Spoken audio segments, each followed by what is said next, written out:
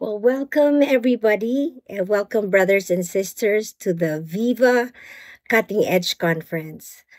Well, my heart is so warmed up today because the Cutting Edge Conference has been a defining moment in my life. Ever since my friend Pine Gutierrez from the Philippines attended the first Cutting Edge Conference in 1998. Things were never the same for me. I remember Pine coming back from that conference, sharing her heart and burden for children at risk around the world, even speaking to the head of our Evangelical Alliance in the Philippines to invite as many ministry organizations working with children to work together, no longer in competition, but in collaboration, no longer in duplication, but in synergy, no longer in disunity, but in real loving and working together. You know what? The cutting edge conferences that came after that, where I was a part of, I have seen how movements, literally movements and networks for children gave were given birth through the many discussions, through the many collaborations, through the many cutting edge conferences that took place afterwards. The child theology movement, the 414 window movement, the 1 for 50 movement, the commission for children at risk, even the movement for World Without Orphans. I could really say that God has used the Viva Cutting Edge Conference to bring about the hubs of light. Remember Patrick McDonald's vision of seeing hubs of light around the world, where the Christians around the world are making an impact for children at risk around the world. Well, Patrick, if you're listening right now, I'm sure that your heart has been warmed up so many times because you know that around the world, the global church, the global body of Christ is at work and as the Holy Spirit is on the move. So today, in my message, I'd like to invite us to hear afresh the words from Nehemiah, verses from chapter 2, verses 17 to 18. Let me read it. Then I said to them, Nehemiah speaking, you see the trouble we are in, how Jerusalem lies in ruins, with its gates burned. Come, let us build the wall of Jerusalem, so that we may no longer suffer disgrace. And they said, let us rise up and build. So they strengthened their hands for the good work. You know, Nehemiah's words resonate with so much heartbreaking clarity today. We too see the trouble we are in. Let's look briefly at this global picture. Over 1 billion children experience violence every year, according to the World Health Organization in 2023. 160 million children involved in child labor, 79 million of that in hazardous work, given by UNICEF in 2021. Half of all forcibly displaced people around the world are children.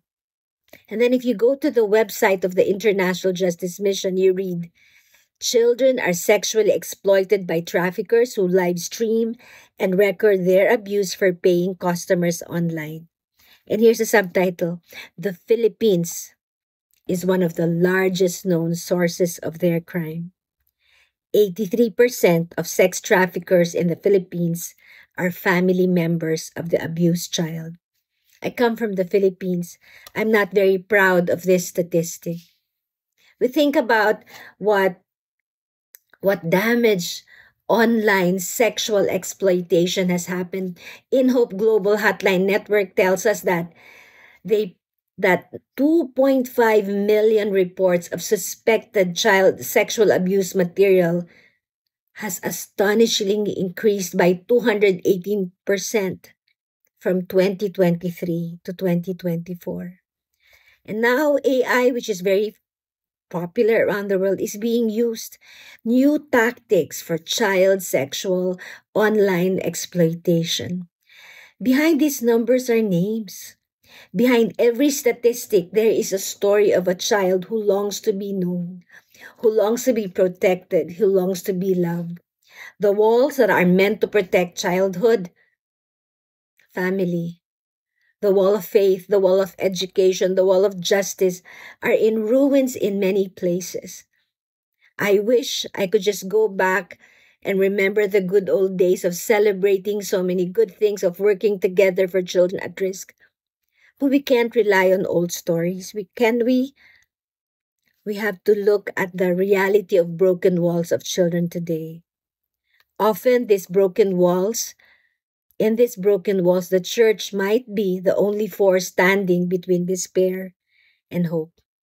But as we read in the book of Nehemiah, he did not minimize the devastation. He acknowledged the ruins, and he also cast a vision for rebuilding. And you remember what we read in Nehemiah 2, the people responded, not with retreat, but with resolve. In fact, in the NASB version, the people said, "Let us arise and build." So they put their hands to the good work. This is the heart of our ministry. We see what's broken. We do not look away. And with a determined posture, let's unpack, let us arise and build.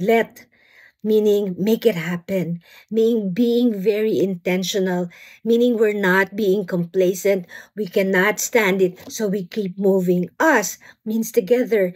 It means every one of us, from every culture, from every generation, from every tradition, even from every church denomination. Us means the children together with us.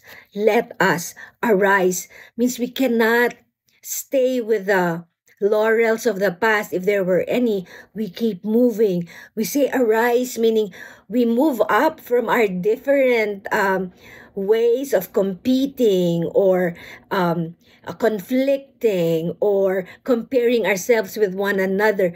We arise from each of our different gaps and we address them. And then the last is build. We build from the foundations that God has given us, from God's work, from the giants that started the work long before. We stand on their shoulders. We keep building for the future. We build safe spaces for trafficked and exploited children. We build resilience in children affected by war, affected by displacement, affected by family background. We build systems of protection in schools, in churches, in families, and in communities. So as I end today, friends, this is a Nehemiah moment for us today. The task is large. If there's anything that I've learned in my decades of working together, serving the church on behalf of children at risk and families at risk around the world, I'd like to leave you with three W's, three pathways, practical pathways of missional practice for serving children at risk. The first is, let's be a weaver. In God's big, beautiful masterpiece, even pains, even failures can bring about a beautiful masterpiece. I know that in much of our work, we are tired, we are sad because sometimes the statistics or the rate of success is not as much as we want to be, because when there is brokenness, we feel the pain and we cannot just simply use the ordinary metrics. But let's be a weaver. Let's look at the different ways that God weaves failure, that God weaves experiences from different cultures and from different practices, the way God weaves truth into research, into data, the way that God weaves different strategies into missional practice, the way God weaves different people with different strengths to come together and work together. Be a weaver for God. Second W, be a warrior. The gates of hell shall not prevail. God has already won, and in the big story of God, there is no longer a victim. We are all victors. Let's use our sword, God's word. Let's make sure that everything we do is grounded on solid biblical and theological reflection.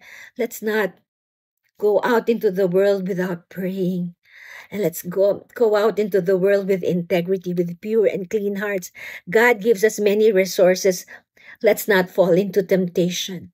Let's be warriors offensively, taking the gospel, taking God's word, and taking our mandate on behalf of children at risk and all that God wants them to become. And the last W is wonder. Why wonder? In Isaiah, there's a verse that says, "Behold, I am doing something new. Do you not see it?" Maybe we've been in this service or ministry with children at risk for many years, and we've grown tired. We've grown fatigued. But every day, God's mercies are always new. And every day, He is able to make us see new things. I pray that you will be open to innovation, open to new ways of doing things as God brings collaboration happen. I pray that God will give you every day a sense of wonder, as in childlike faith, that even though we can't see the impossible becoming possible, we know that God will make it happen. Be a weaver, be a warrior, have a sense of wonder. So boldly today, I say again, together, let us arise and build. And I want to thank you.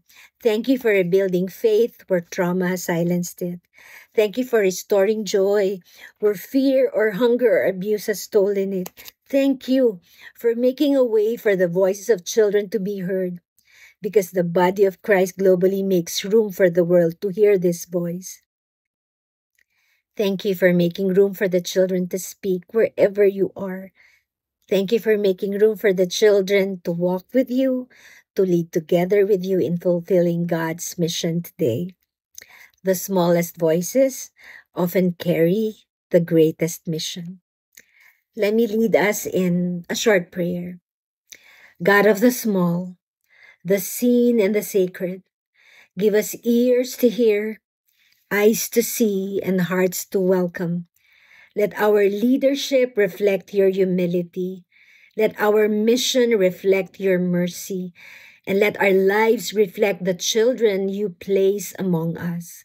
May God, Father, Son, and Holy Spirit grant us the grace of walking alongside children as fellow discoverers with awed expectancy, and so engage in the triune God's mission of granting full life to all creation.